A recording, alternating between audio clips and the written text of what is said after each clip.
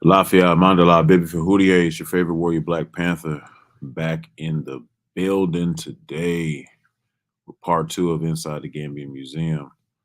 Uh, this is something that, as I explained the first time, it's going to be a series. As I explained the first time, it's going to be a walk through the museum, the National Museum in Gambia.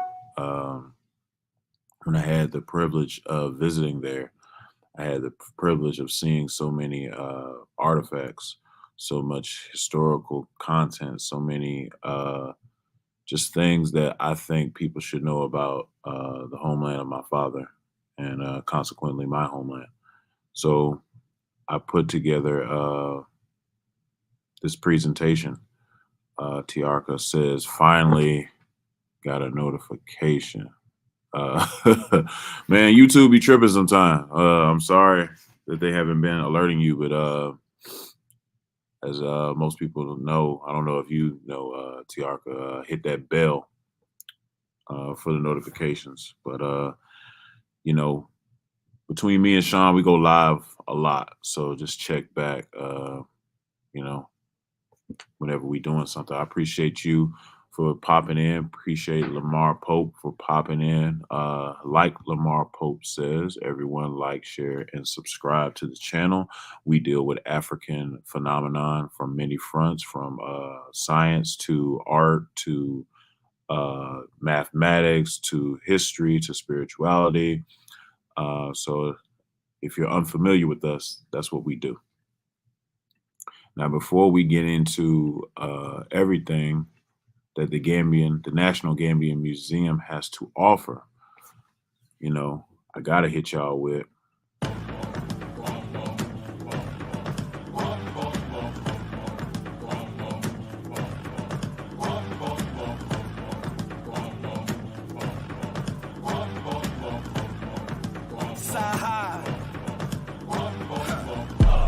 I'm a freedom fighter, Dalai Lama from a weed supplier. I'm Muhammad to the rap game, that's my last name. My first should be Elijah, and I need a choir.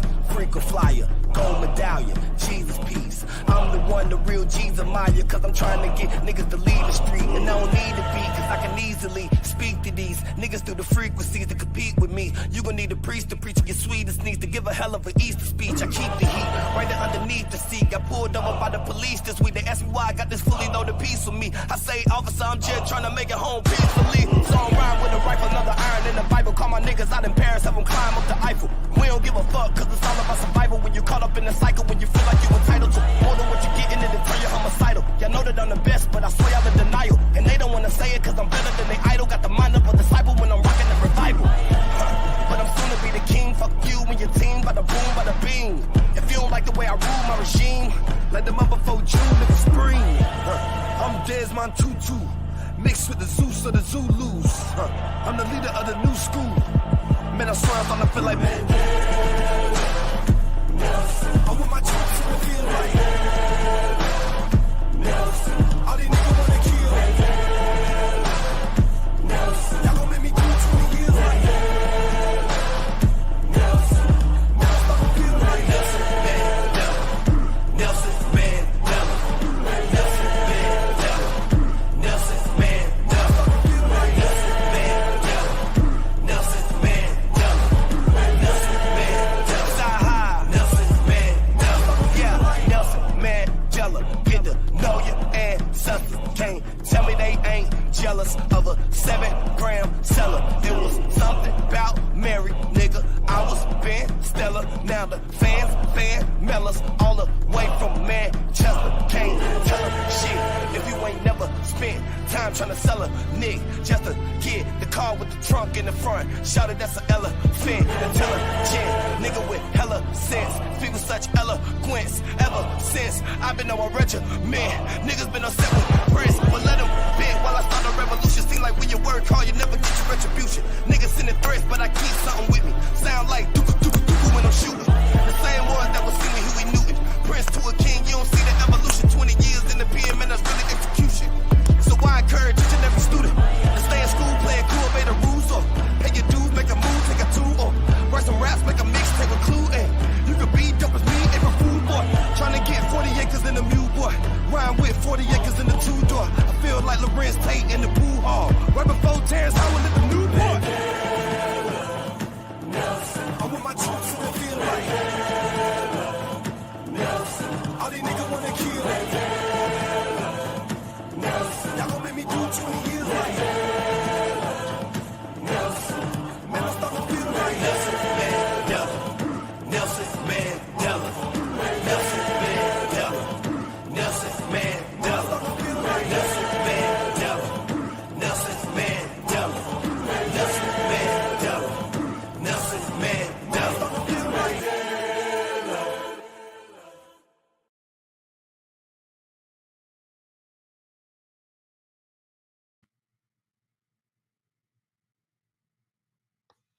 Shout out to my brother Sahai the Prince from Redan Road in Decatur, Georgia.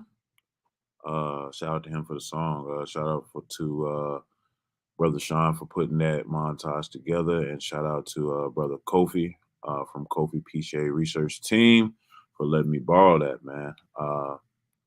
Appreciate you, Teti Ursamad Rasa Nefru, for coming through. Um, without further ado, man, let me get my stuff together.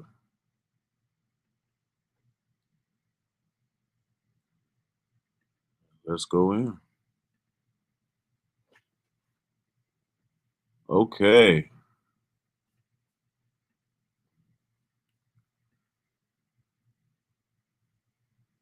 Inside the National Gambian Museum, part two by your boy, Blak Pantha, aka Ben Njai. At most people call me Ogun Jimmy, which is my Ogun name. Uh, so yeah, that's why you will see that under my box while I'm presenting. But let's go, man. So if you didn't watch part one, I would say that it would be beneficial for you to watch part one because you missed the build up. I built up to this point in the museum, and this is where we stopped. So now we're looking into late Stone Age technology from 10,000 BCE to 500 BCE. So that's a wide range of time period within the Senegambian region. So it talks about the late Stone Age. In West Africa, the late Stone Age is divided into two phases.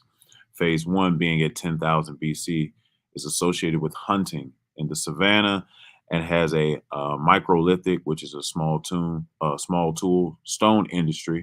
While that technology is absent in the forest in the southwest region of West Africa, phase two begins around 3000 BCE and has four components: pottery, ground stone axes, microliths in the savannah, fishing, and bone tool economies in the Sahel, a fishing economy on the coast, and the pottery and ground stone axes in the forest. Now, there's a reason why I keep saying BCE instead of BC. BCE is known as before Common Era, which is commonly what BC has evolved into. The main technological advance during the late Stone Age was further reduction in size of the flake and blade tools. I'm sorry, with the flake and blade tools, which were also bluntly retouched so they could not split their accompanying handles nor cut the user's hands. So this is technology evolving in real time. If anyone has worked with like axes or blades or type of tools, you know that flake, that handle can split and consequently hurt the user. I always remember in the movie Django with Leonardo DiCaprio. If you go back and watch that movie, when he slams that hammer down in the movie, he actually hurt his hand. Like he actually split open his hand in the movie, in the scene, but he kept acting. But that's just to give you a visual of like when you slam or you're hammering or you're working, that can split your hand and hurt your hand. So they corrected that during the late Stone Age, which is impressive. So we're talking about microliths now. So it's a reason why it says Western Senegal, even though we're in the Gambian Museum. This area is commonly known as Senegambia because before the colonial borders, it was looked at as almost the same place. There were several kingdoms of the past that encompassed both areas.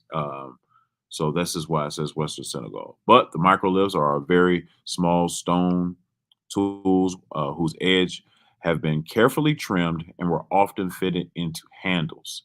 Uh, and now it's talking about the top row and the bottom row, which I'm gonna give y'all a visual of now. So this is the visual of what the caption is depicting in the last slide. So get a good look at this, and I'll go back to what it says. But if you look at it, if you wouldn't know what you were looking at unless an archaeologist or paleontologist explained this to you.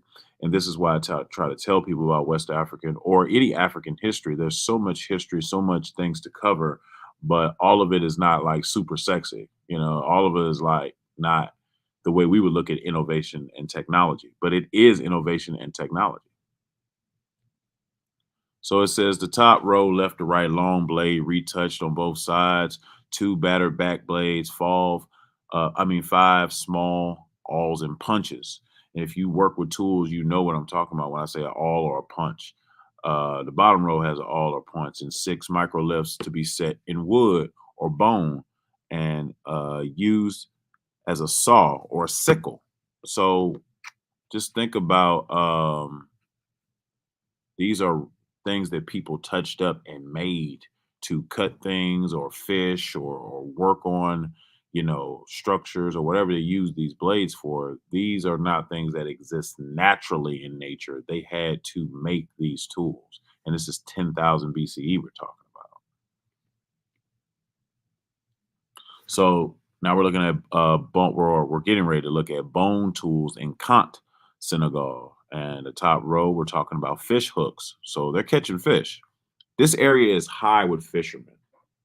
Fishermen are very prevalent in the Senegambia area. We're talking about harpoon heads, we're talking about pendants.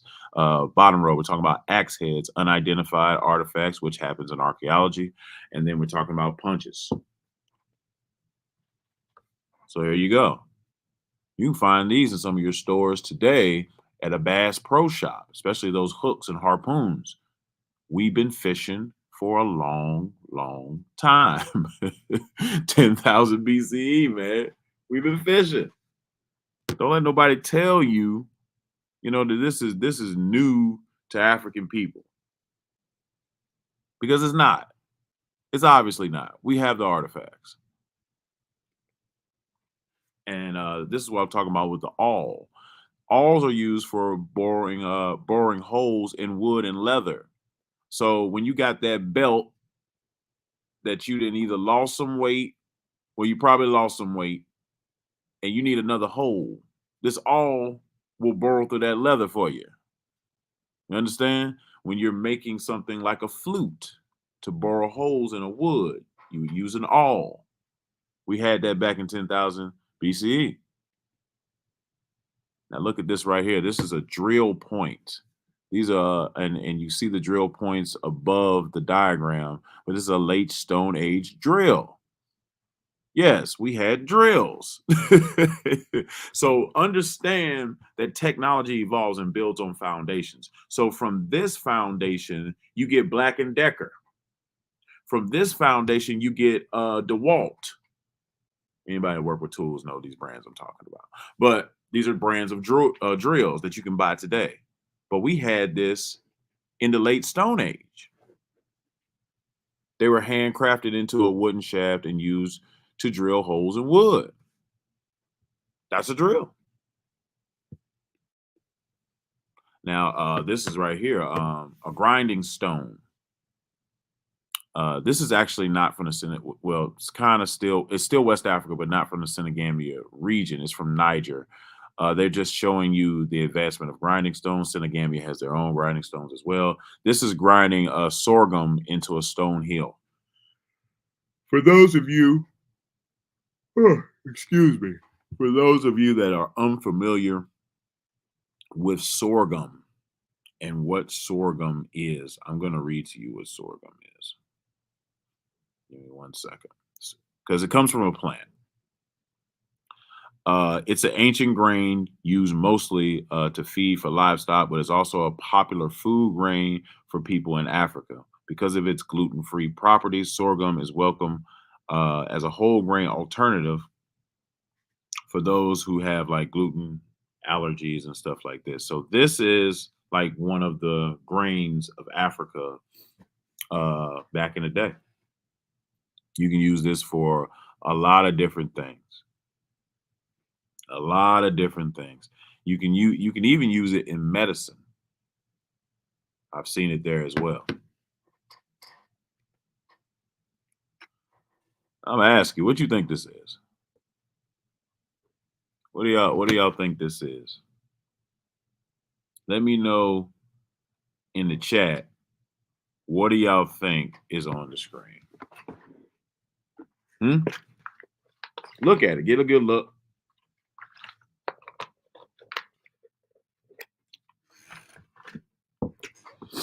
Get a good look and tell me what you think this is. Somebody said weapons. It definitely can be used for something weapon like. Oh, that's Shimshu. Long time no see, brother. Appreciate you popping in. These are actually hammers. Yeah. If you don't believe me, you know I got the receipts. Hand hafted stone hammers. These types of tools are being used even today by the Jola people. And the Jola people are in the Senegambian region. They practice a tradition by a few names, but one of them is Asawena, which you will learn more about in my book that drops this year. But this is in the Kamansis region of southern Senegal. But yeah, these are traditional hammers. Let's get another look at them. Imagine having to swing that thing. It look heavy, don't it? You get hit by that, might be a bad day. Yeah, man, 10,000 BCE. We had the hammers. Now, this is a very controversial topic.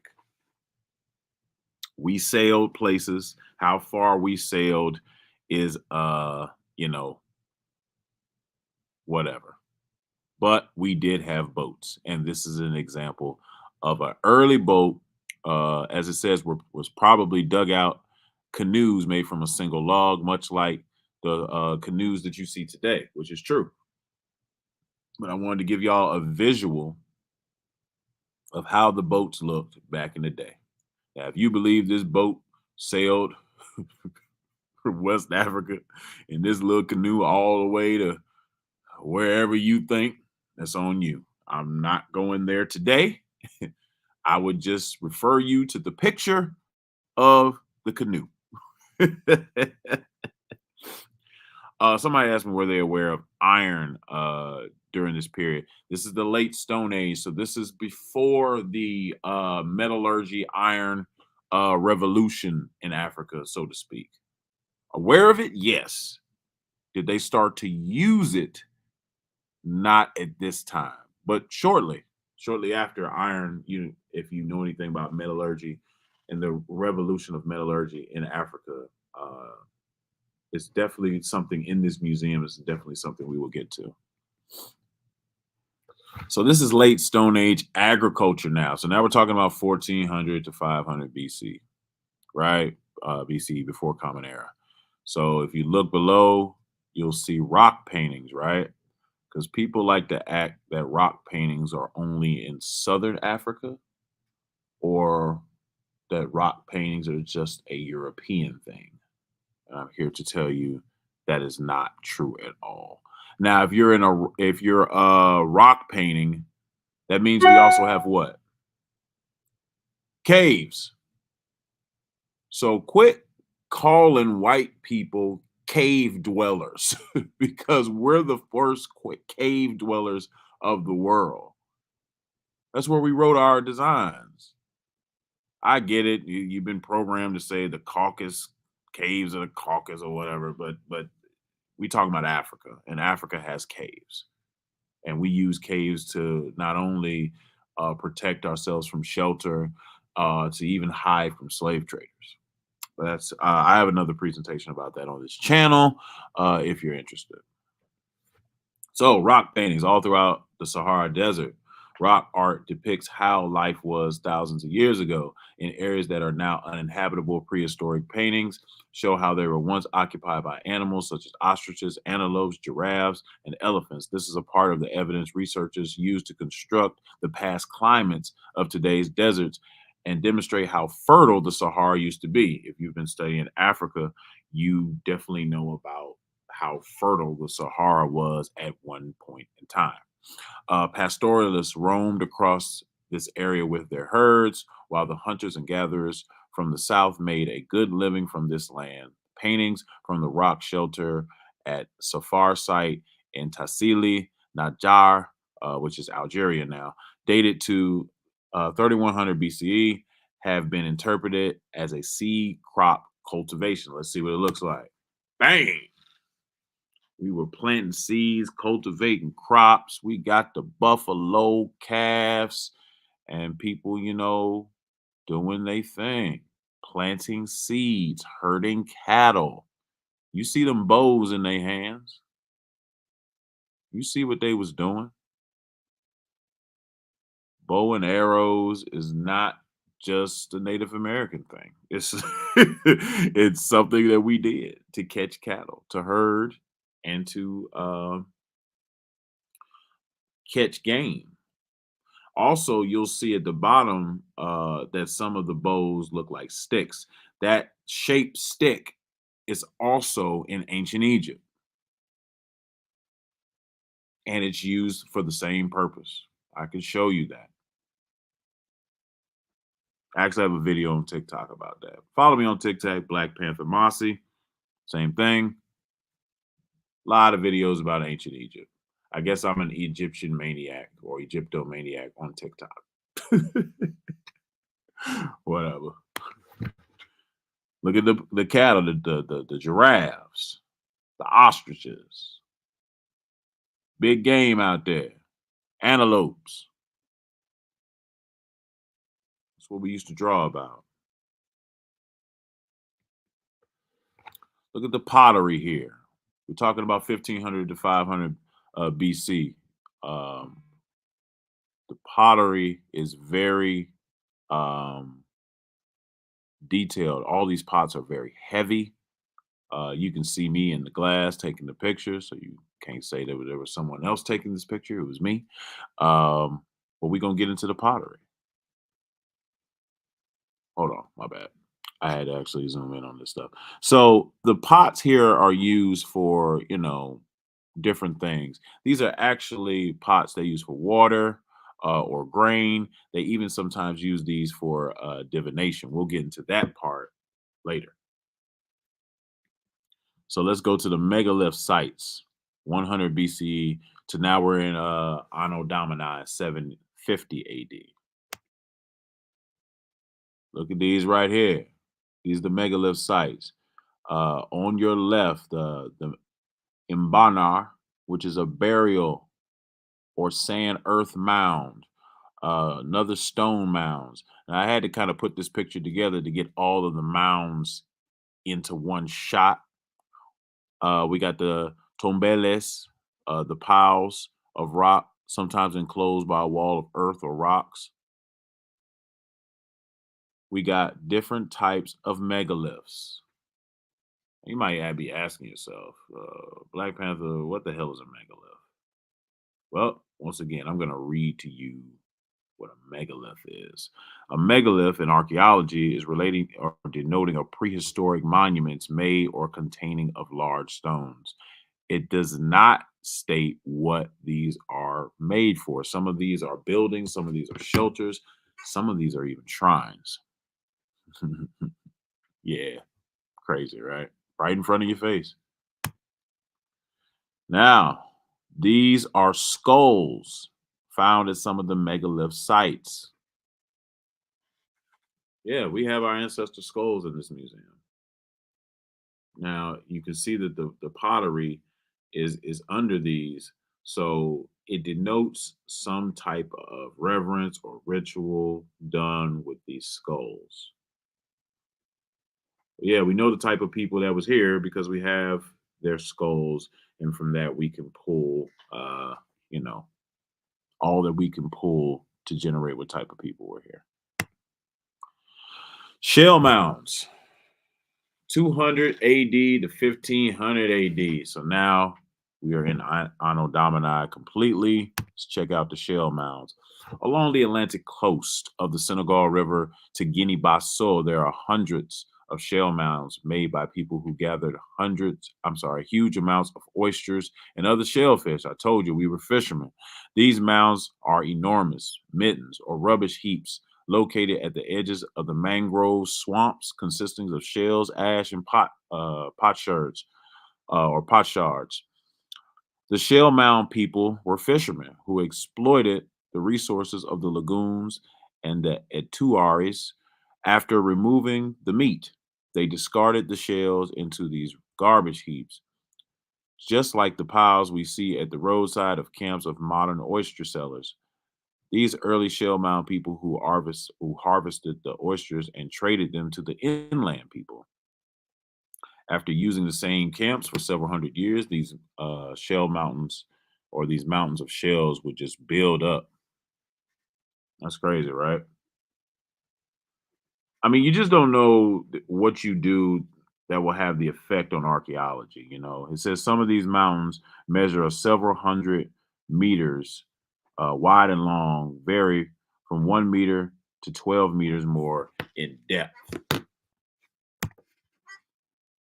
So, who were the shell mound people? Anthropologists are not sure which, if any, of the modern ethnic groups of Senegambia or the descendants of the late Stone Age were shell mound people. So, what this is denoting is we're not quite sure if it's the people that's still here or if it's a proto group of Africans that are no longer here that built these shell mounds. Let's go over the theories. One theory is based on the study of a different occupation levels of the shell mounds of the lower Kamans River. The series of ceramic types is dated to about 200 AD to the present.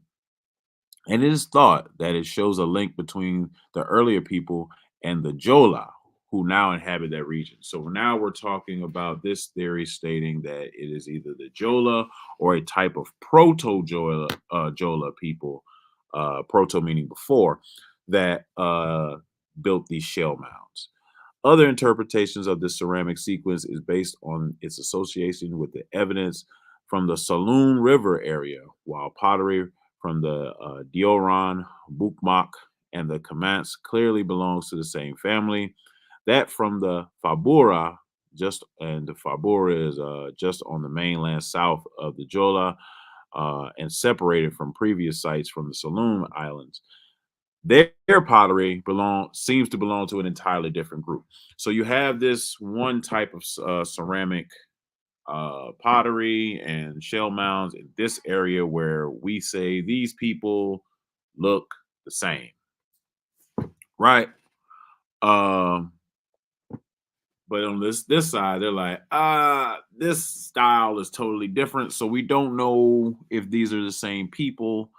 So they're still investigating. Oral traditions, European explorers' accounts of archaeological investigations indicate pottery from Dioram Bukma was not made by the Sahur. Sahur is a tribe from this region. It's actually my tribe. They were the kingdom. They were the kings of this region. The Sahur kingdom is very popular to talk about in this region. The and they denote right now that it's the current population there, even though the kingdom is not identified that way. They still are the current population. Instead, the pottery was made by the earlier peoples who disappeared when the Sahara migrated into the area in the late 15th and 16th century. So a lot of Sahara people came from other parts of Africa, like Mali, once it was sacked, from Gambia, from Senegal. They just weren't originally there, and they formed this kingdom, which is like a lot of African kingdoms are built, by the way. I mean, if you want to look at ancient Egypt and you're talking about that first dynastic period with Narmer, we have other groups of people that were there before Narmer set up that kingdom. So it's common. That's how kingdoms are built. So the importance of these shell mounds. They're significant as the fishermen would use them for burial purposes. The mounds were very clean and easy to dig into and not much use for anything else. So they made ideal cemeteries. So we don't have cemeteries in the sense that we have today, but we had our own version. Shell mounds. By studying skeletons and items such as pottery, weapons, and jewelry-based graves, archaeologists may get some idea of who the shell mound people were. So this is still a debated topic, but as you can see, they use them for burial. And if you know anything about the African burial tradition, ritual and ceremony, dance and drum, and everything that comes with being buried was performed at these sites. The shell mound of Dionron Bukbak, and this is dated to 730 AD to 1370 AD. This is a great mound in the Saloon River Delta. It is one of the most important and impressive. It is an artificial island made of shells deposited there by humans. It measures 400 meters long, 300 meters wide, and is about 12 meters deep. Very impressive. And this is what it looks like. This is all us. And this picture was taken in 1993. So, all of this archaeological evidence, what do you think it's pointing to? Can you guess what you think it's pointing to? Can anybody guess what all this is saying about these people in Western Africa? We went to the BC Common Era. We went to the Anno Domini. We went to all this type of areas, right? We showed you shell mounds, pottery, tools, all this archaeological stuff, all this paleontology that has been collected in this area. What do you think? I see somebody say culture and brilliance. Yeah, that's true. That's true. But let's look some more. Maybe you'll get it the more I look. This is a cross-section pottery and crushed shells. Look at this. Look at all this civilization. Look at all this history and culture and the diagrams of what it used to look like before, it dilapidated and disintegrated and presented in this degenerative state. Look at it. Look some more. Look at these shells. Look at this jewelry. Look at the bangles. So we always was fly, right? It says the bracelets came from the rim of the shell and are very large shellfish called yete, which is a Wolof word, and sifu, which is or sifo, which is a Mandinka word. The two small necklaces, a flat, and that's a type of shell. One necklace is made out of tubular shells and beads. So we was always fly with the beads and the shells, right? But still, I want you to keep thinking about the question: what is all of this pointing to? All of this archaeological evidence. Look at this, the spearheads, right? They found these at burial sites. So these are not only used as practical tools, but they mean something to these people because you bury it. You were burying this with your dead, right? This is what it's pointing to. Oh, yes. In the museum, they definitely talking about biological evolution. Homo erectus. Saying is more advanced than Homo habilis. I'm not going to read all of this, but you shouldn't be surprised. Because Black people like to play games. Black people like to say, oh, yeah, this is great, man. All the stuff our ancestors was doing and all this other stuff and all this evidence they left behind. We got the bones, we got the DNA, we got this, we got that. Oh, I don't believe in that evolution stuff. Well, I'm sorry, brother. But this is in an African museum in West Africa, and they are telling you where they came from. 1.5 million years ago to 200,000 BC. Terminology and chronology. So this is important.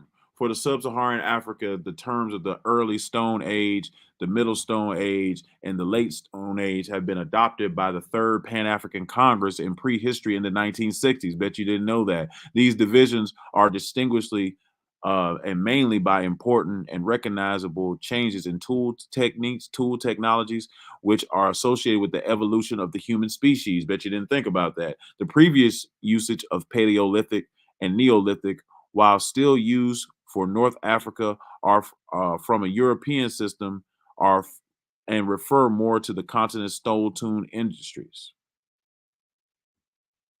So, what does all that say? Hmm? We adopted some things from Europeans and the other things we created. It also says that these terms, sub Saharan Africa, early Stone Age, Middle Stone Age, Late Stone Age, were used in the Third Pan African Congress in the 1960s. Right? This is why I never have a problem with the term sub Saharan Africa because it's not saying you're below anything. It's a geographical term of a Saharan desert. People that take issue with sub-Saharan Africa as a derogatory term, I just don't know why. Let's see. Uh, it said Third Pan African Congress, 1960, right? That's what they said. That's what they said, right?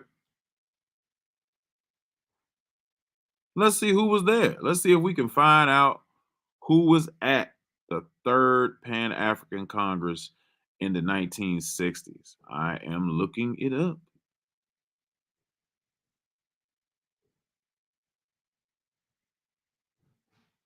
That's the fifth. It's at the third.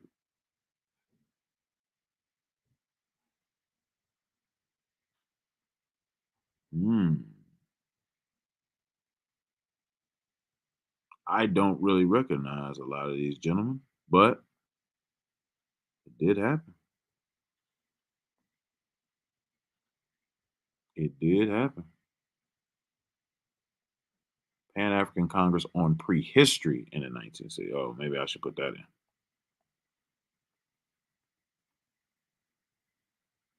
On prehistory.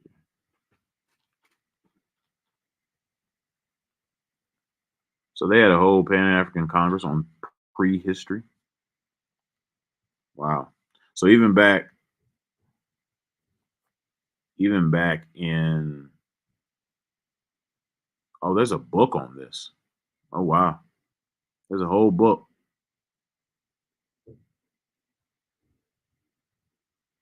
So they were having these Pan African conferences about the prehistory of Africa in the 1960s. And it seems to be held by the Pan African Freedom Movement, which collapsed after a death of a man named Peter Nzele. So who said Pan Africanism doesn't exist in Africa? That's the arguments I've heard. Right? You've heard that, right? Yeah, it doesn't hold water when you start to look into all of the organizations that were in Southern Africa and Central Africa and West Africa. It just doesn't hold water. They got a whole page about this from 1959 all the way to when does it stop? 2011. Yeah, man. Some people need to stop. The boundaries of the Stone Age designations are very approximate and cannot be applied and is to the African continent overall, right? The West African sequence varies somewhat from the more researched East African periods, and there are societies today that still function as the late Stone Age culture and utilize this type of technology. So you can't say we made it up because we still have the examples today, right? We still have the examples today. So I'm trying to see where I left off. Okay, so it is important to stress that these dates are very imprecise, right? It's not a perfect date for some of the stuff that is found. Some of it may be even older. And is subject to revision, as all science and archaeology is, by continuing discoveries in paleontology, and also to realize that within each Stone Age, developments were occurring with much overlap and continuity of tools, industries between each period. So, we're building upon each other. There's continuity, there's overlap, there's learning. There's the metallurgy starting to come in. We're going away from the stone. We're going away from the wood. We're going into iron. All this is happening simultaneously, is what this article is saying, right? So the divisions of this presentation, as this slide says, are important because they recognize the changes in tool technologies which are associated with the evolution of the human species. So, from Homo habilis and Homo erectus and Homo heidelbergensis all the way to what we are today, Homo sapiens sapien, we can monitor the tool changes through the evolutionary chronology. It's just what it is. And this is a chart of how we split and different uh, archaic humans went into different places. So you got the Australopithecus, Homo Neanderthal, we got Homo erectus, we got Homo habilis. Then there's Australopithecus afarensis. You may know Australopithecus afarensis as Lucy. You see, it says 4 to 3 million years ago, right? That's found in Ethiopia, right? And this is an old chart. There's so many more now that we found. They don't have Artie on here, which is like 7 million years. We have a common ancestor that we split from 20 to 10 million years ago in East Africa. That's just what it is.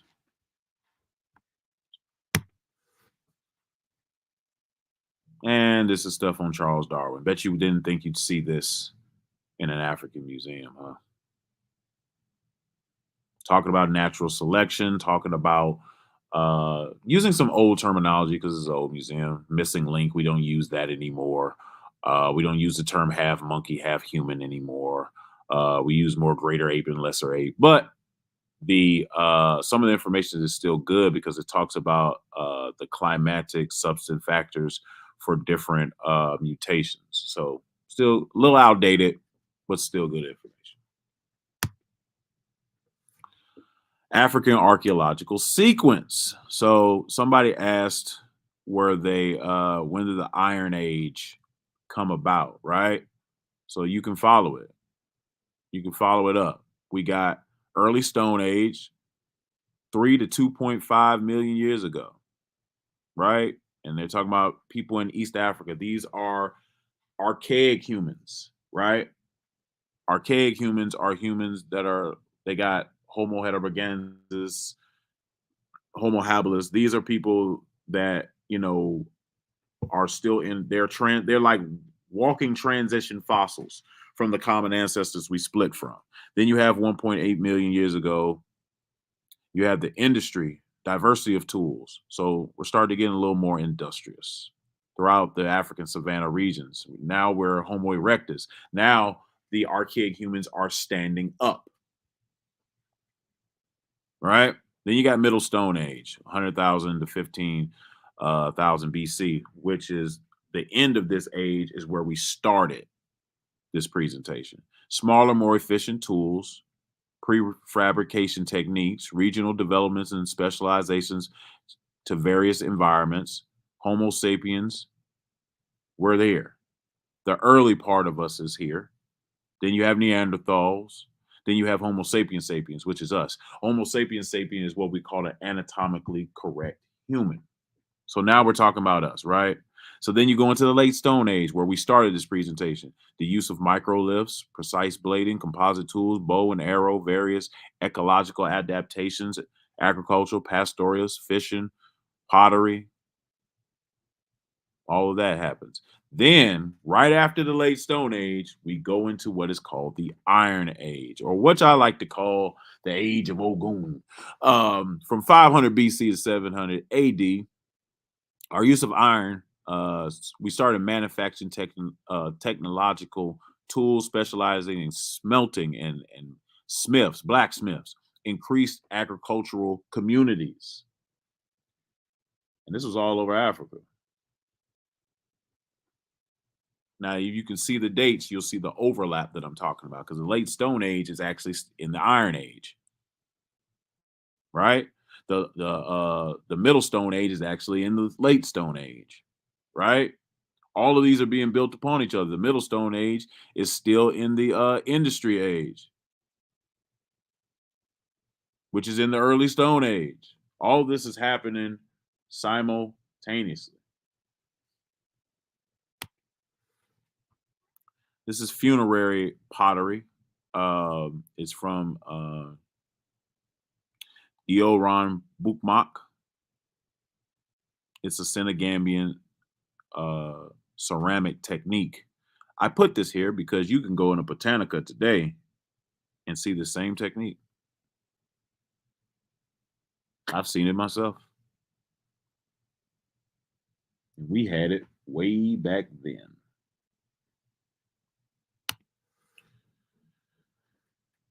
What kind of pots you think these is? Well, if you can see really well at that tag at the bottom, these are divination pots. Yep. I don't know the specific type of divination, but from looking in them, it looks like they did it with some type of sand. So this may be some type of sand cutting divination pot.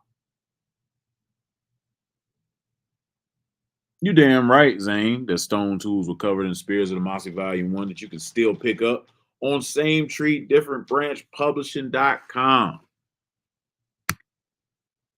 Told you I wasn't lying to you. So since these are Jola pots, these are Ashawena tradition. Early trade networks. Uh-oh, we're going to start meeting different people.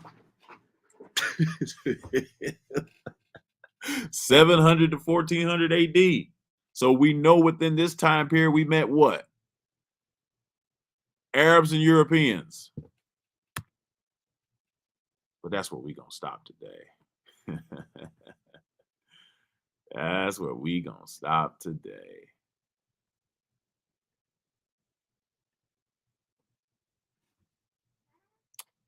So I hope that you learned something. You were enlightened to the Senegambian region by what I presented today. The next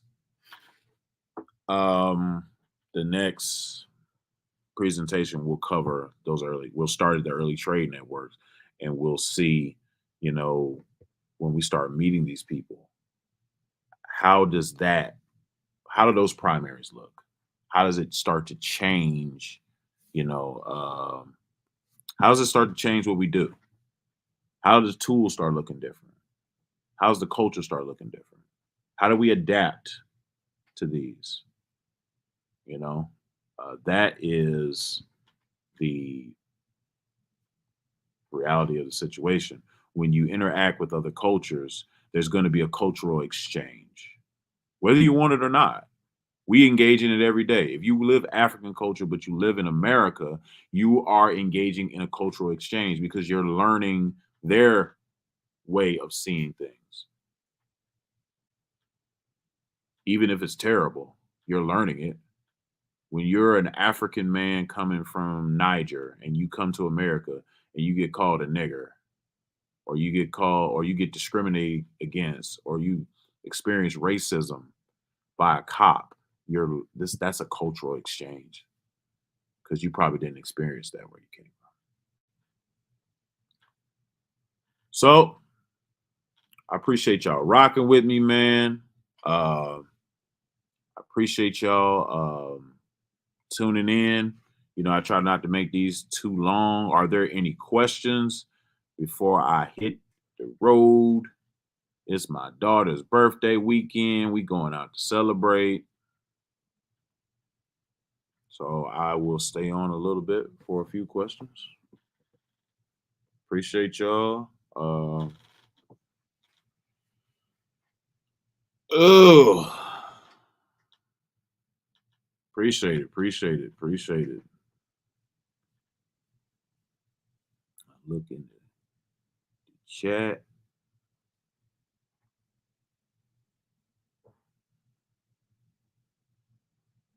Yeah, man. West Africa all day. What up, Chavis? What up, Infinite Minds? What up, Awakened Divinity?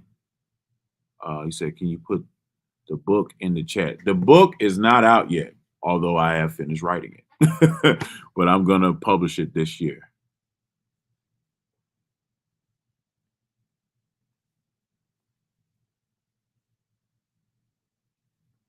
No, I'm not in Africa now, Shesmu. I'm at my house. I'm chilling.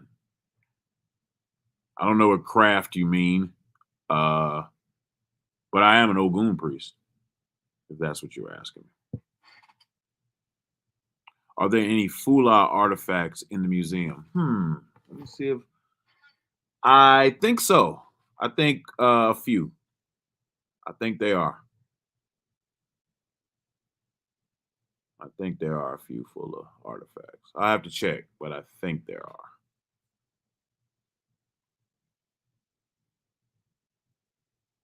Oh no, no, I'm not a priest of Ifa. I'm initiated to Ifa, but just because you're initiated doesn't make you a priest. I have a long way to go training to become what we refer to as an awo or a babalawo. I have a long way to go. But with Ogun, I have earned the title of Ologun, which means someone that owns Ogun, has Ogun, can make Ogun. I have earned that title. So I just keep going. All right, y'all. I'm going to sign on off. Spears is flying. Pseudos is crying. I would like for y'all to listen to a message from my sister. She's a very talented MC. You may have heard of her. Listen up before you go.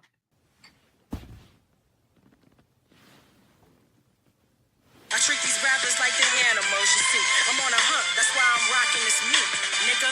But too many of us are lazy. And too many of us are comfortable. And too many of us have accepted pain as the predominant feature in our lives. And what that means is that we have become comfortable with the ills that are happening to our children. We expect them to die young. We expect their friends to die young. We expect their cousins to die young. And we're upset about it, but not upset enough to bring about a radical change. Be upset enough to produce a radical change. I'm out.